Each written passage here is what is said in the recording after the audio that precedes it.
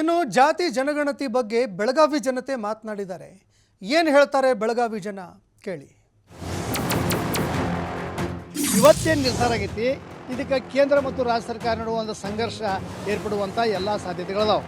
ಒಂದೇದ್ದು ಇವರು ಅದನ್ನು ಸ್ವೀಕಾರ ಮಾಡಿ ಜಾರಿ ತರಲಾರ್ದಂಗೆ ಕೇಂದ್ರದವರು ಅದನ್ನು ಸ್ಟಾಪ್ ಮಾಡಿಸ್ಬೇಕು. ಒಂದು ಇಲ್ಲಾಂದ್ರೆ ಇವ್ರ ಅಂಕಿ ಸಂಖ್ಯೆಗೂ ನಾಳೆ ಕೇಂದ್ರ ಸರ್ಕಾರ ನಡುವ ಗಣತಿಯಲ್ಲಿ ಕಂಡುಬರುವಂಥ ಜಾತಿ ಜನಗಣತಿ ಅಂಕಿ ಸಂಖ್ಯೆಗೂ ವ್ಯತ್ಯಾಸ ಆಗ್ಬೋದು.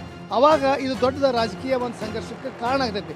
ಆದ್ದರಿಂದ ಇವತ್ತು ಕೇಂದ್ರ BJP ಸರ್ಕಾರ ಐತಿ, ರಾಜ್ಯದ ಕಾಂಗ್ರೆಸ್ ಸರ್ಕಾರ ಐತಿ. ಫಸ್ಟ್ ಅವ್ರು ಮಾಡಬೇಕಾದ್ರೆ ಅದನ್ನು ಸ್ಟಾಪ್ ಮಾಡಬೇಕು.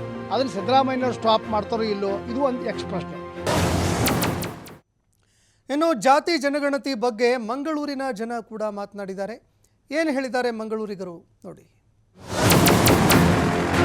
ಕಳೆದ ಕೆಲವು ದಿನಗಳ ಹಿಂದೆ ಪಾಲ್ಗಾಮ್ನಲ್ಲಿ ನಡೆದಂತಹ ಒಂದು ಭೀಕರ ಉಗ್ರರ ದಾಳಿಯಿಂದಾಗಿ ನಾವು ಒಂದು ಭಯದ ವಾತಾವರಣದಲ್ಲಿ ಅಥವಾ ಒಂದು ಆತಂಕದ ವಾತಾವರಣದಲ್ಲಿ ದೇಶದಲ್ಲಿ ನಾವು ಬದುಕ್ತಾ ಇದ್ವಿ. ಆ ಸಂದರ್ಭದಲ್ಲಿ ನಾವು ಕಳೆದ ಒಂದು 2-3 ದಿವಸಗಳಿಂದ ಕೇಂದ್ರದ ಉನ್ನತ ಮಟ್ಟದ ಅಧಿಕಾರಿಗಳ ಹಾಗೂ ಪ್ರಧಾನಮಂತ್ರಿಗಳ ನೇತೃತ್ವದಲ್ಲಿ ಸರಣಿ ಸಭೆಗಳನ್ನು ನಡೆಸ್ತಾ ಇದ್ದೀವಿ. ಸರಣಿ ಸಭೆಗಳನ್ನು ನಡೆಸ್ತಾ ಉದ್ದೇಶ ಅಂದರೆ TV ಮಾಧ್ಯಮಗಳಲ್ಲಿ, ದೃಶ್ಯ ಮಾಧ್ಯಮಗಳಲ್ಲಿ ಬರ್ತಾ ಇರೋದೇನಂತ ಹೇಳಿದ್ರೆ, ಒಂದು ಶೀಘ್ರವಾಗಿ ಪಾಕಿಸ್ತಾನದ ಮೇಲೆ ಒಂದು ದಾಳಿ ಅಥವಾ ಒಂದು ಯುದ್ಧ ಮೋಡವನ್ನು ಸೃಷ್ಟಿಸುವಂಥ ಅಥವಾ ಒಂದು ಪ್ರತಿಕಾರವನ್ನು ತೆಗೊಳ್ಳುವಂಥ ಒಂದು ಮುನ್ಸೂಚನೆಯನ್ನು ಎಲ್ಲ ಮಾಧ್ಯಮಗಳು ಕೊಡ್ತಾರೆ. ಆದರೆ ಈ ಸಂದರ್ಭದಲ್ಲಿ ನಮಗೆ ಹುಸಿಯಾದದ್ದು ಏನಂತ ಹೇಳಿದ್ರೆ, ಒಂದು ಇಷ್ಟು ದೊಡ್ಡ ವಿಷಯವನ್ನು ಒಂದು ಡೈವರ್ಟ್ ಮಾಡಿ ಜಾತಿ ಗಣತಿ ಅಥವಾ ಒಂದು ಕಾಸ್ಟ್ ಅಥವಾ ಜನಗಣತಿಯನ್ನು ಮಾಡುವ ಉದ್ದೇಶವನ್ನು ಅನೌನ್ಸ್ ಈ ಸಂದರ್ಭದಲ್ಲಿ ಮಾಡ್ತಾರಂತಾರೆ. ಅಲ್ಲ, ಮಾಡುವುದಕ್ಕೆ ನಾವು ವಿರೋಧ ಇಲ್ಲ. ಯಾಕಂದರೆ ರಾಜ್ಯ ಸರ್ಕಾರ ಈಗಾಗಲೇ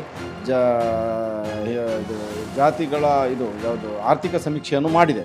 ಅದನ್ನು ಆರ್ಥಿಕ ಸಮೀಕ್ಷೆಯನ್ನು ವಿರೋಧ ಮಾಡಿದವರೇ BJP ಅವರು.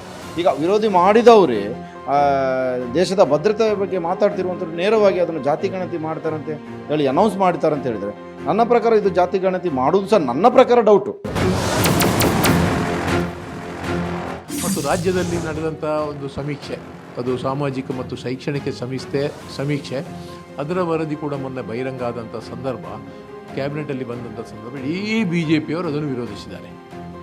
ಎಲ್ಲ BJPಯವರು ಕೂಡ ಅದನ್ನು ವಿರೋಧಿಸಿದ್ದಾರೆ ಮತ್ತು ಅದನ್ನು ವಾಪಸ್ ಪಡಿಬೇಕು ಅಂತೇಳಿ ಆಗ್ರಹವನ್ನು ಮಾಡಿದ್ದಾರೆ. ಆದ್ದರಿಂದ ಒಂದು ಕಡೆ ಇವ್ರದ್ದು ಇಬ್ಬಗೆಯ ನೀತಿ ಅಂತ ನಾನು ಭಾವಿಸ್ತೇನೆ.